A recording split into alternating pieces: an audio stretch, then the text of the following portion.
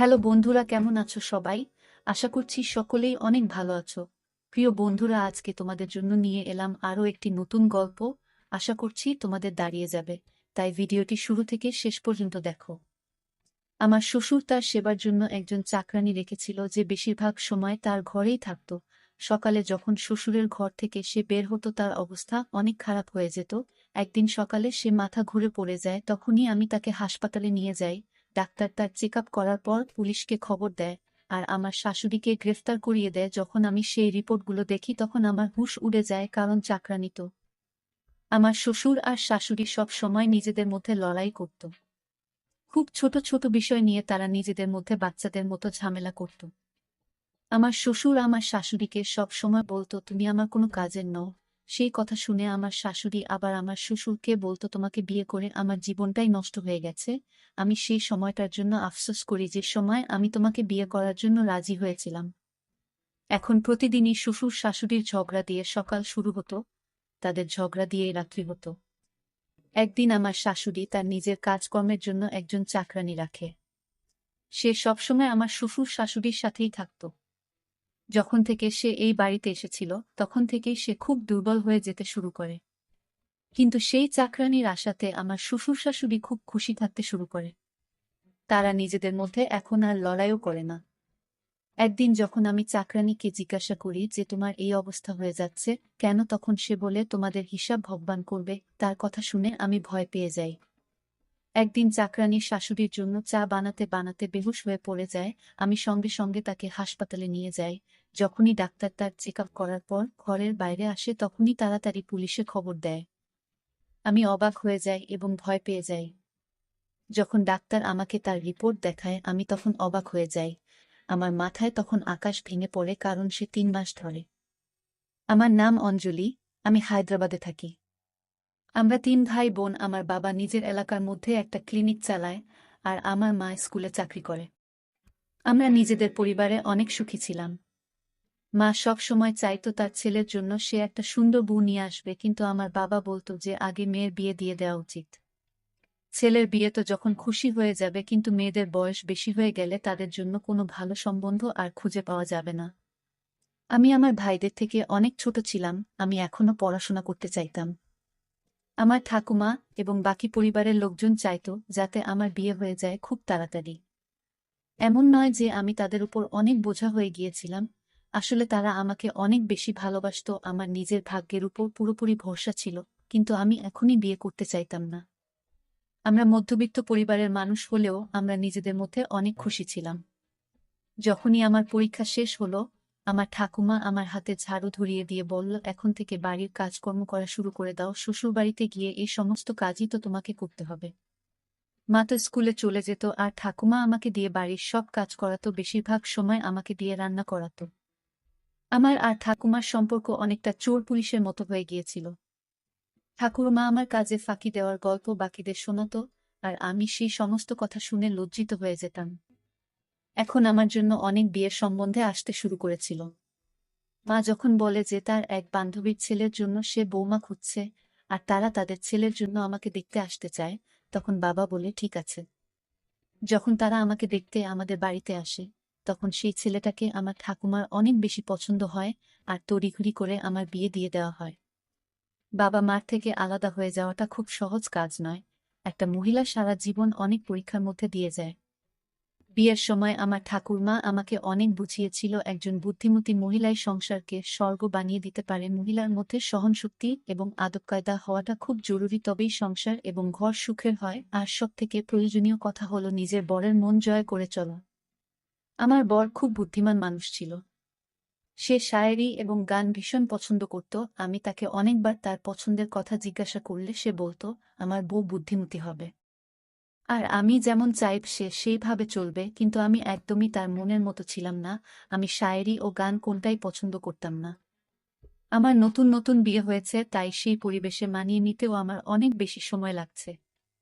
আমার শ্বশুর বাড়ির লোকজন অনেক ভালো ছিল। আমার শাশুড়ি সব সময় নিজের কাজ করত, আমাকেও খুব একটা বিরক্ত করত না, এবং আমাকে আমার নিজের কোনো কাজ করা থেকে আটকাতো না। আমার যা ইচ্ছা হতো আমি সেই কাজই করতে পারতাম। আমার শ্বশুর শাশুড়ির মধ্যে প্রায় দিনই ছোট ছোট বিষয় নিয়ে ঝগড়া হতো, কিন্তু তারা আমাকে কোনোদিন কেউ কিছু বলতো না। আমার যখন মনে হতো আমি ঘুমাতে যেতাম, আবার যখন মনে হতো তখন আমি উঠতাম। বাড়িতে যখন একা থেকে আমি বিরক্ত হয়ে যেতাম তখন শাশুড়ির কাছে গিয়ে বসতাম, তার সাথে অনেক গল্প করতাম, সেও আমাকে অনেক গল্প শোনাতো। কিন্তু আমি লক্ষ্য করেছিলাম আমার বর আমার সাথে খুশি নয়।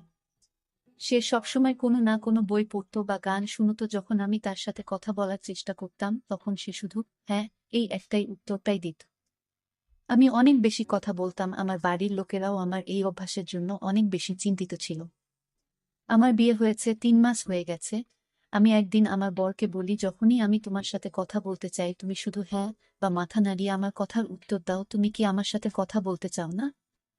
তোমার কি আমার সাথে কথা বলতে ভালো লাগে না? আমিও চাই আমার বর আমার সাথে ঘন্টার পর ঘন্টা কথা বলুক। তুমি কালকে আমাকে বাজারে নিয়ে যাবে, আমার কেনাকাটা করার আছে। তোমার তো এসব কিছু খেয়ালই থাকে না।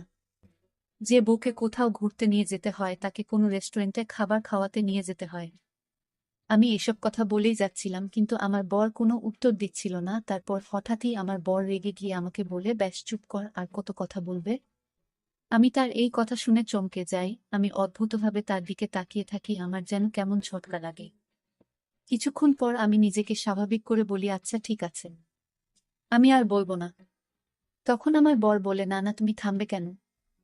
তোমাকে আর চুপ করে আমার উপর দয়া করতে হবে না, তুমি তোমার মতো কথা বলেই যাও। তুমি তো আমার জীবনটাকে নরক বানিয়ে দিয়েছ, তোমার সাথে কি কথা বলবো? আমার তোমার মতো ফালতু কথা বলার এত সময় নেই। আমি কিছুতেই বুঝতে পারছিলাম না যে আমার বর কেন আমার উপর এত রেগে গেল। বাবা মা একটু তাড়াতাড়ি আমার বিয়ে দিয়ে দিয়েছিল, আমার বয়স তখন সবে 20 বছর। সেদিন আমার মনটা পুরোপুরি ভেঙে যায়। ভাঙা মনে আমি চিন্তা করতে থাকি, আমি আমার বরের সাথে এমন কি করলাম যার জন্য আমার বর এত রেগে গেল আমার উপর। আমার বর সব সময় একজন আদর্শ বউ চাইতো। আমি মনে মনে ভাবলাম হয়তো আমি তার আদর্শ বউ নই, সেজন্য সে আমার সাথে এরকম ব্যবহার করছে। কিন্তু তারপরেও আমি তাকে জিজ্ঞাসা করতে চাইতাম, যখন সে আমাকে পছন্দই করে না তবে আমাকে বিয়ে কেন করল? আমার অনেক কান্না পাচ্ছিল। আমি আমার শাশুড়ি মায়ের অনুমতি নিয়ে আমার বাপের বাড়ি চলে আসি। বাপের বাড়ি এসে দেখি সেখানে শুধু ঠাকুমা ছিল। আমি তার গলা জড়িয়ে ধরে অনেক কান্না করতে থাকি। আমি তাকে সব ঘটনা বলে দিই। সে কিছুক্ষণ চুপচাপ থেকে আমার সব ঘটনা মন দিয়ে শুনে আমাকে বলে, দেখো, সংসার তৈরি করা এত সোজা কাজ নয়। তার থেকেও মুশকিল কাজ হলো নিজের বরের মনে নিজের জন্য জায়গা তৈরি করা। এটা নয় যে সে কোনো মেয়েকে পছন্দ করে। হতে পারে সে চায় যে তার বউ তার মতো হোক, তাকে বুঝুক, তার সব কথা শুনে চলুক। তুমি তার মন জেতার চেষ্টা করো, তাকে বোঝার চেষ্টা করো। তারপর দেখবে তোমার বর তোমার পিছনে পিছনে ঘুরছে। ঠাকুরমার সব কথা আমি বুঝতে পেরে গিয়েছিলাম, সেজন্য পরের দিন আমি আবার নিজের শ্বশুরবাড়িতে ফিরে আসি। শ্বশুরবাড়িতে ফিরে এসে ঠাকুমার বলা কথার মতো আমি সমস্ত কাজ করা শুরু করে দিই। কিন্তু যখনই আমার বরের বলা কথাগুলো আমার মনে পড়ত, আমার চোখে জল চলে আসত। বাড়ি ফিরে আমার শাশুড়ির সাথে দেখা করার জন্য যখন আমি শাশুড়ি মার ঘরে যাই, সেখানে গিয়ে দেখি আমার বর সেখানে বসে আছে। আর তার মাকে বলছে, মা, অঞ্জলি শুধু বিয়ে পাস। সে কিছুই জানে না। সে কোনো আদব কায়দাও ঠিক করে জানে না। তুমি এত কম বয়সের একটা মেয়েকে কেন আমার গলায় ঝুলিয়ে দিলে? আমি তোমার ছেলে। আমি ভেবেছিলাম যে তুমি আমার পছন্দের কথা মাথায় রাখবে, আমার পছন্দ মতো আমার জন্য একটা মেয়ে খুঁজে বার করবে, কিন্তু তুমি তো আমার পছন্দের কোনো খেয়ালই। এই কথা বলে আমার বর নিজের কথা অসমাপ্তই রেখে দেয়। আমার শাশুড়ি বলে, তুমি তো আমাকে ভয় পাইয়ে দিয়েছিলে। আমি তো ভেবেছিলাম তুমি আমাকে আরো অন্য কিছু বলবে হয়তো। আসলে অঞ্জলির মা আমার অনেক উপকার করেছে, যেই উপকারের ঋণ আমি কখনো শোধ করতে পারবো না। যদিও অঞ্জলি কম শিক্ষিত হয় তো কি হয়েছে? তুমি তাকে আরো বেশি পড়িয়ে নাও, তাকে সময় দাও, তাকে বোঝো। তার এখন বয়স কম, তুমি তাকে যেইভাবে বলবে সে সেইভাবে চলবে। আর শুধু পড়াশোনা দিয়ে সংসার চলে না, সংসার চালানোর জন্য বাড়ির বুকে বুদ্ধিমতী হতে হয়, সমস্ত সম্পর্ককে ঠিকঠাক আঁকড়ে ধরে রাখতে জানতে হয়, বড়দের সম্মান করতে জানতে হয়। তুমি তার সমস্ত ভুলগুলো ছেড়ে দিয়ে তার ভালোটা খোঁজার চেষ্টা করো, তাকে ভালোবাসো, তার ভালো গুণ খুঁজে বার করার চেষ্টা করো। আমার বর তার মায়ের এই সমস্ত কথা মাথা নিচু করে চুপচাপ বসে শুনছিল। আর আমার শাশুড়ির এ সমস্ত কথা শুনে তার প্রতি সম্মান আমার আরও বেড়ে যায়। আমার শাশুড়ি অনেক ভালো মহিলা ছিল। আমার মা সব সময় বলতো, তোমার শাশুড়ি খুব ভালো মানুষ, সে তোমার সাথে কোনো ভুল কাজ হতে দেবেই না। তার নিজের সাথেই অন্যায় হয়েছে, সে একজন ভেঙে যাওয়া মানুষ। তুমি সেই মানুষটাকে যত বেশি ভালোবাসবে সে তোমাকে তার দ্বিগুণ ভালোবাসা ফিরিয়ে দেবে। না জানি শাশুড়ি কোনো উপকারের কথা বলছিল। যাই হোক, এখন আমার বরের ব্যবহারে অনেক বদল এসেছে। একদিন সে আমাকে কলেজে নিয়ে যায় এবং ভর্তি করিয়ে দেয়। সে নিজের বলা কথাতে অনেক লজ্জিত ছিল। আমি ঠাকুরমার বলা কথা মতো সব কাজ করতাম, আমি তার মনের মতো হওয়ার চেষ্টা করতাম। সময়ের সাথে সাথেই আমার বর আমার কাছে আসতে শুরু করে। কিন্তু যখনই আমি তাকে পুরনো কথাগুলো মনে করিয়ে দিতাম তখন সে আমার কাছ থেকে ক্ষমা চাইতো। আমি বুঝে গিয়েছিলাম আমার বর একজন ভালো মানুষ, শুধু সে একটু বেশি রাগী। আমার একজন ননদ আর একজন দেওর ছিল। আমার ননদের বিয়ে হয়ে গিয়েছিল, সে অনেক ভালো মনের মানুষ ছিল, কিন্তু তার জেদ ছিল অনেক বেশি। নন্দের জেদ বেশি থাকার জন্য প্রায় দিনই নন্দের বরের সাথে নন্দের অনেক বেশি ঝগড়া হতো। তাদের ঝগড়া এমন এক পর্যায়ে চলে যায় যে তাদের ডিভোর্স হয়ে যাওয়ার কথা পর্যন্ত শুরু হয়। আমার বিয়ের 1 বছর হয়ে গিয়েছিল। আমার নন্দের বর মাঝে মধ্যে কখনো আমাদের বাড়িতে আসতো। যখনই আমাদের বাড়িতে আসতো তখনই আমার দিকে অদ্ভুতভাবে দেখতো, যেটা আমার একদমই পছন্দ হতো না। আমি পড়াশোনায় অনেক পরিশ্রম করতাম, আমার বর নিজে আমাকে পড়াতো। নিজের জীবন আমার কাছে একটা স্বপ্নের মতো লাগত। কিছুদিনের মধ্যেই আমার বরের বন্ধুর বিয়ে ঠিক হয়ে যায়, আমাদের বাড়িতে তারা নেমন্তন্ন করতে আসে। কিন্তু আমার বর একাই সে বিয়ে বাড়িতে চলে যায়। হঠাৎই একদিন একটা অপরিচিত নাম্বার থেকে আমার ফোনে ফোন আসে। সে বলে, অঞ্জলি, আমি তোমাকে অনেক পছন্দ করি। আমি জানি তুমি তোমার বরকে নিয়ে অনেক চিন্তায় আছো। যদি তুমি চাও তাহলে আমরা এখান থেকে পালিয়ে যেতে পারি। আমি তোমার উত্তরের অপেক্ষা করব। এই বলে সে তার ফোন কেটে দেয়। এইসব কথা শুনে আমার অবস্থা খারাপ হয়ে যায়। আমি তো আমার বরের সাথে অনেক খুশি ছিলাম। আমি আমার বাপের বাড়িতেও খুব কম যেতাম। এখন আমার ফোনে প্রায় রোজই এরকম ফোন আসতে থাকে। আমি ঘাবড়ে যাই, বরকে বলতেও আমার ভয় লাগছিল। আমি তো আমার নাম্বার কলেজে কাউকে দিইনি। আমি মানসিকভাবে বিরক্ত হয়ে যাচ্ছিলাম। আমার বর আমার এই অবস্থা লক্ষ্য করে আর সে আমাকে এসে জিজ্ঞাসা করে কি হয়েছে। আমি অনেক চিন্তায় থাকতে শুরু করি। বেশ কিছুদিন পর্যন্ত আমি আমার নাম্বার বন্ধ রেখেছিলাম। যখন মোবাইল অন করি তখন আমার ফোনে একটা ফোন আসে। আমি হ্যালো বলি। তখন ফোনের ওপার থেকে একটা ছেলে বলে, আমি তোমাকে ভালোবাসি, আমি তোমাকে অন্য কারোর সাথে দেখতে পারবো না। তখন শীতকাল ছিল, কিন্তু ফোনের ওপার থেকে বলা কথা শুনে আমি শীতকালেও ঘামতে শুরু করি। আমি তাকে বলি, আমি বিবাহিত আর আমি নিজের জীবনে অনেক সুখেই আছি, ভগবানের দোহাই তুমি আমার পিছন ছেড়ে দাও। এটা শুনে সে আমার ফোন কেটে দেয়। আমি জানতাম না যে আমার বর আমার এই সমস্ত কথা শুনে ফেলেছে। সেই দিনের পর থেকে আমার বরের ব্যবহার বদলাতে শুরু করে। আমার এর পরীক্ষা হওয়ার কথা ছিল। আমার বর বলে, কোন দরকার নেই তোমার কলেজ যাওয়ার, বাড়িতেই থাকো আর বাড়ির কাজে মন দাও। কিন্তু আমি অনেক ঝগড়া করি তার সাথে। আমি তাকে বলি, আমি অনেক পরিশ্রম করেছি, তুমি তো নিজেই দেখেছ আমি পড়তে চাই। কিন্তু আগের মতো সে আবার আমার উপর রাগ করতে থাকে। এখন আমি আমার ফোন প্রায় দিন বন্ধই রাখি। সুর বাড়ির নাম্বারে আমার বাপের বাড়ি থেকে ফোন এলে প্রায় সময়ই আমার শাশুড়ি বা নন্দ ফোন তোলে। তারা কেউই আমাকে বলে না যে আমার বাড়ি থেকে ফোন এসেছে। আমার বর এখন আমার প্রত্যেকটা কাজে নজর রাখতে থাকে। আমার মনে হচ্ছিল যে সে সবকিছু জেনে গেছে, কিন্তু কে আমাকে ফোন করেছিল? আমি তো তাকে জানো না। আমি আমার ঠাকুমাকে সব কথা বলি, সে আমাকে বকতে শুরু করে আর বলে, তোমার সেই সময়ে তোমার বরকে সবকিছু বলে দেওয়া উচিত ছিল, তুমি কেন তোমার বরকে কিছু জানাওনি? সে আমাকে বলে, স্বামী স্ত্রীর সম্পর্ক যতটাই মজবুত হয় ঠিক ততটাই নরম হয়। পরের দিন আমি অনেক সাহস নিয়ে আমার বরকে আমি সবকিছু বলে দেই। সে আমার সব কথা শুনে কোনো কিছু না বলেই ঘরের বাইরে বেরিয়ে যায়। আমি বুঝে গিয়েছিলাম যে কোনো বরই এ সমস্ত কথা সহ্য করবে না। পরের দিন আমার ননদের বাড়ির লোক তাকে নিতে আসে, কারণ আমার ননদের বর জেলে ছিল। কিন্তু কেন আমার ননদের বর জেলে ছিল এটা আমি জানতাম না। আর আমি কাউকে কখনো জিজ্ঞাসা করিনি। সময়ের সাথে সাথে আমার শাশুড়ির ব্যবহারও বদলাতে শুরু করে। এখন আমার শ্বশুর শাশুড়ি আগের মতোই ঝগড়া করতে শুরু করে। আর সারা বাড়ির দায়িত্ব আমার কাঁধে এসে পড়ে। আমি সারা দিন নিজেকে ঘরে বন্ধ রাখতাম। ননদ নিজের বাড়ি চলে যায় আর আশ্চর্যরকম ভাবেই আমার ফোনে সেই ছেলেটির ফোন আসা বন্ধ হয়ে যায়। ভগবানের আশীর্বাদে আমি গর্ভবতী হয়ে যাই। আমার বর অনেক খুশি ছিল। সে আমার মুখের দিকে তাকিয়ে বলে, আমি সবকিছু জানি, আমি শুধু তোমার উপর রেগেছিলাম। তুমি এখনো আমার উপর ভরসা করতে পারলে না, তুমি তো সবকিছু আমাকে বলতে পারতে। তুমি আমার বউ। 2 বছর আমরা একসাথে আছি, আমি তোমাকে খুব ভালোভাবে চিনি। সেদিন আমার বর আমাকে বলে ফোনে তোমাকে বিরক্ত করা মানুষটি আমার বোনের বর, সে অনেক মেয়েদের সাথেই এরকম করেছে, আর এই কারণের জন্যই সে জেলে ছিল। এটা তার একটা অভ্যাস, আর এই অভ্যাসের জন্যই আমার বোনের সাথে তার ঝগড়া হয়। একদিন আমাদের বাড়িতে একজন বৃদ্ধ মহিলা আসে, যার অবস্থা খুব খারাপ ছিল, তার পায়ের জুতোটাও ছেঁড়া ছিল। তাকে দেখে আমার শাশুড়ি আমাকে বলে নিজের ঘরে চলে যাও। বৃদ্ধ মহিলাটি যখন চলে যায়, আমি শাশুড়িকে জিজ্ঞাসা করি সে কে ছিল। আমার শাশুড়ি বলে সে একজন ভিখারি ছিল। তারপর আমি আমার বাপের বাড়ি চলে যাই। যখন বাপের বাড়ি থেকে ফিরে আসি তখন দেখি আমার শাশুড়ি নিজের কাজের জন্য একজন চাকরানী রেখেছে। সে অনেক গরিব ছিল, সে সবসময় আমার শ্বশুর আর শাশুড়ির ঘরেই থাকত, তার ঘরেই ঘুমাত। আমার শ্বশুর আর শাশুড়ি এখন অনেক খুশি ছিল, এখন আর তাদের মধ্যে আগের মতো লড়াই হয় না।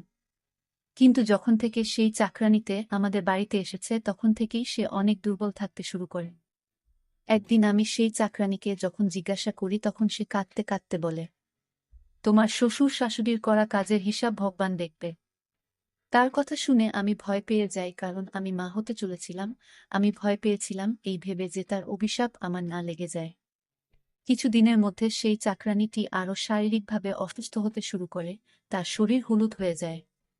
সে যখন হাঁটত তখন তাকে দেখে এমন মনে হতো যে সে যেন এখনই পড়ে যাবে। সে একদিন শাশুড়ির জন্য চা বানাচ্ছিল, তখনই সে বেহুশ হয়ে পড়ে যায়। আমি তাড়াতাড়ি তাকে হাসপাতালে নিয়ে যাই।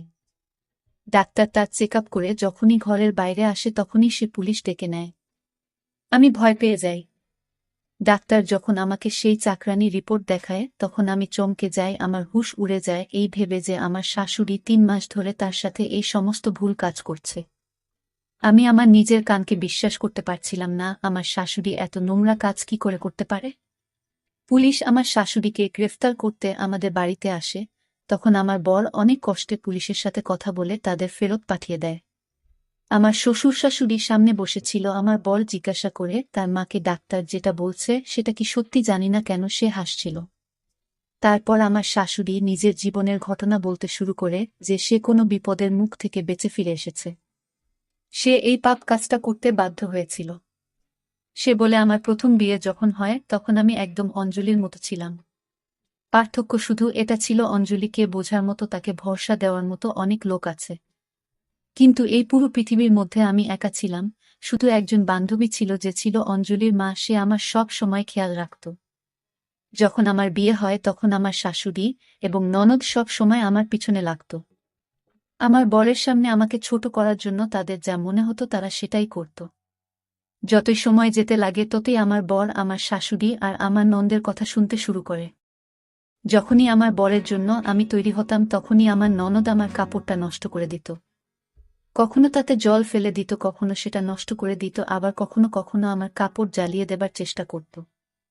একবার যখন আমি গর্ভবতী ছিলাম, ডাক্তার তখন আমায় পুরো বেড রেস্ট দিয়েছিল।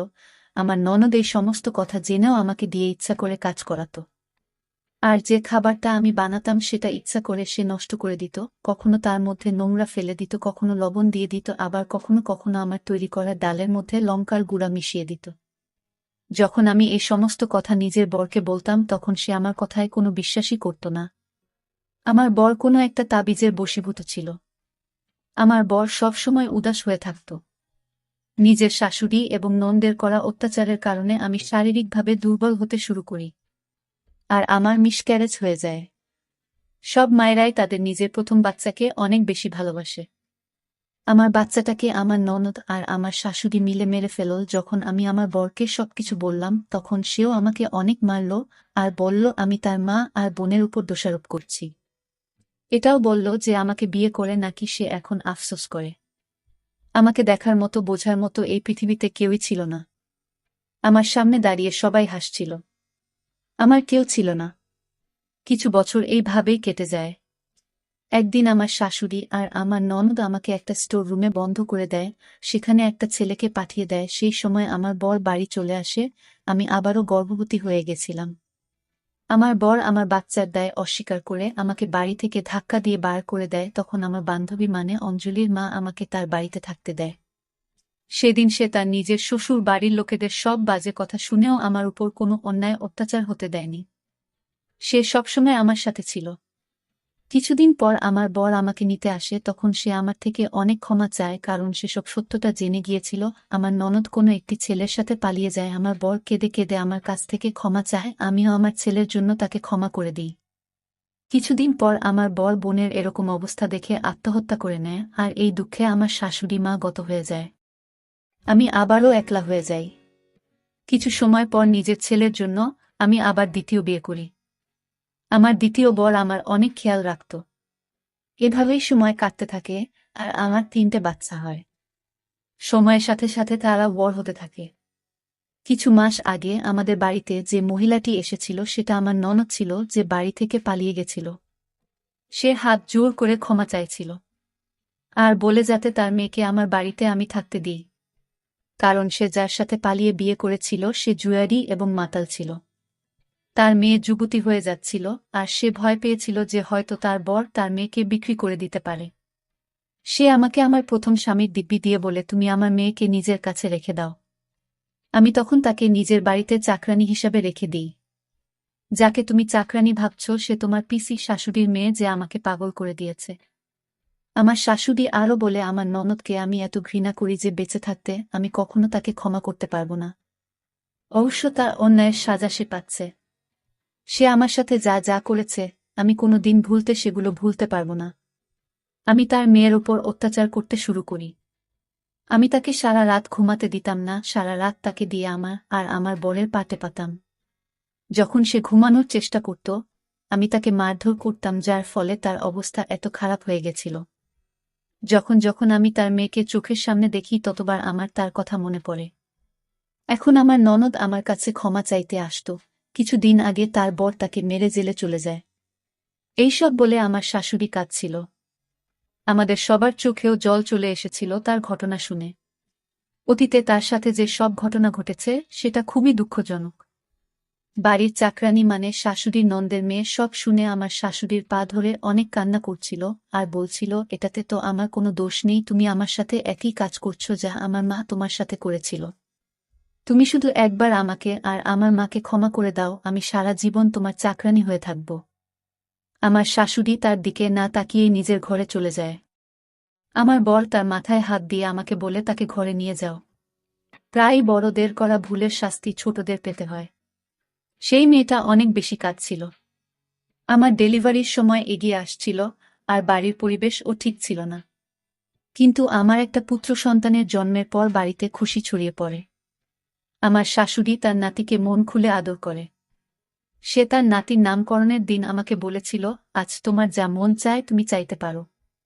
তখন আমি আর আমার বর তার পায়ের সামনে বসে বলি, মা তোমার সাথে অতীতে যা হয়েছে সব ভুলে যাও, আর এই চাকরানী যা নাম হেমা ছিল তাকে ক্ষমা করে দাও। তাকে নিজের ছোট বৌমা হিসাবে মেনে নাও। সে কিছুক্ষণ আমার দিকে তাকিয়ে থাকে, তারপর হেমাকে ডাকে তাকে বুকে জড়িয়ে নেয়। অবশেষে আমার শাশুড়ি হেমার কাছে ক্ষমা চায়। এই ঘটনার পর কেটে গেছে অনেকগুলো বছর। এখন হেমা আমার দেওরের বউ হয়। এখন আমার শ্বশুর আর আমার শাশুড়ির সাথে ঝগড়া করে না। এখন আমাদের বাড়িতে শুধু সুখ, শান্তি আর খুশি বিরাজমান। ধন্যবাদ বন্ধুরা।